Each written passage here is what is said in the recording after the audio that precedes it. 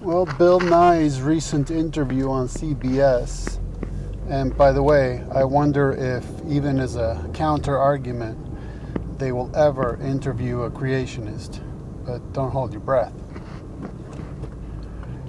His recent interview provided even more evidence for something I've been tracking for some time now, which is that atheism is neo-pagan. So, first of all, let's listen to his statement. My favorite scientific fact is that we are made of the stuff of exploded stars. We are made of stardust. Right. And so, therefore, we are at least one of the ways that the universe knows itself. Now, you tell me, how is that even remotely a scientific statement? That is 100% faith-based. And it attributes to the universe and life something he could not possibly know unless he's claiming to be some kind of prophet of a new atheist religion or something. I don't know what he's claiming, but how does he know that? That the universe is conscious, that the universe created us, that the universe is observing itself or knowing itself. How does he know that? He couldn't possibly know that.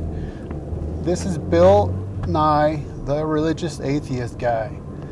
And so that's it. I mean, listen to that. It has nothing to do with science. It's faith-based. It's theology. And it's neo-pagan. Because what he just did, really, is to claim intelligent design by the universe. Right? It designed us for a purpose. So think about that. Now, here's an example of two previous video clips I can show you about neo-pagan atheism with regards to the universe. One is Neil deGrasse Tyson, and the other is a YouTuber named Wolf King. I've spoken with people who have had deep religious experiences, and there's a certain vocabulary that they draw from. They talk about majesty and being humbled and being awed. And I look at the universe, and I'm using all their same vocabulary. And I feel sort of energized and lifted. Advance in the next step in human evolution and progress in general. So I say to true freethinker, dude, actually get out this little Christian bubble you're in and focus on the infinite universe that you're in, that you're actually living in, okay? Because the universe is so big and so infinite and more awe-inspiring and amazing.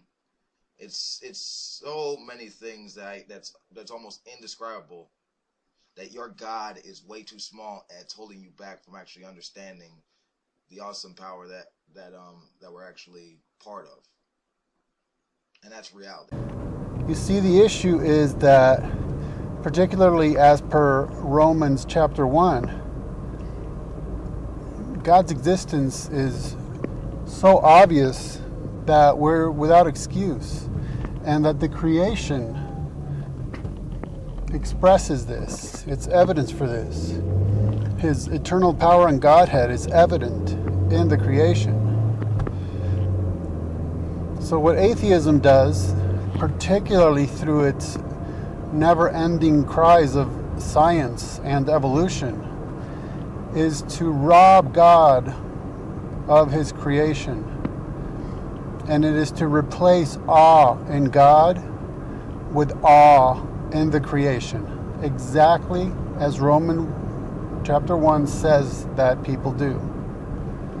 They replace God with creation, and they end up worshiping the creation.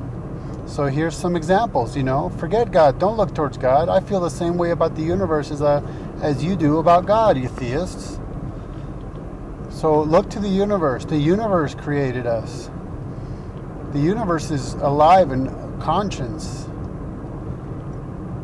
So it's a form of neo-paganism. It's no wonder why atheists are so adamant about claiming that their views are scientific and that evolution is, well, what is it exactly? Well, they have turned a theory that is supposed to be about biology into a worldview. And now you're getting to see why. It's so that they can replace God And what they're moving towards is beyond just saying that we're the products of accidental random chance, mutations, or what have you, whatever the most recent spin is on Darwinism. They're moving towards what Bill Nye just stated as the latest of such examples that I've been tracking, which is that he's really forming a theology. It may be an atheistic theology, but it's a theology nonetheless, because he attributes to the universe creative power. And apparently with that would come a will, so a volition, and a mind, so as to conceive of a plan and carry it out. I mean, it's incredible. He's got every single feature of classical theism within his statement. A very simple statement that is just saturated with meaning. So think about that when you hear people like him speaking.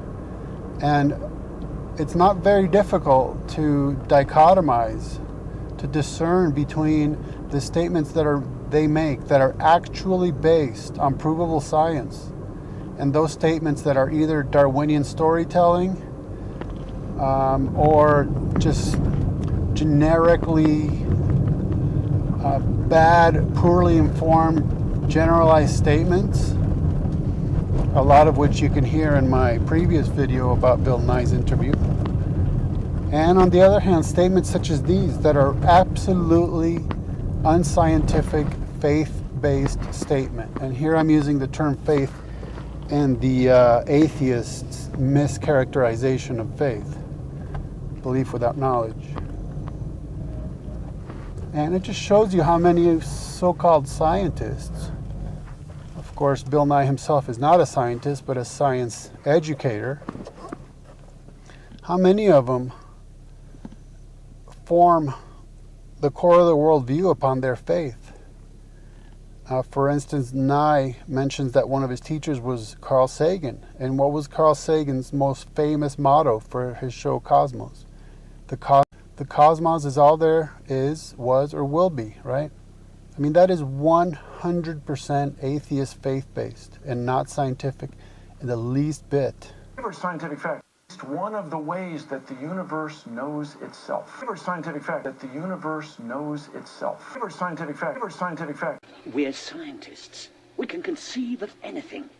You must learn to distinguish between smut and science.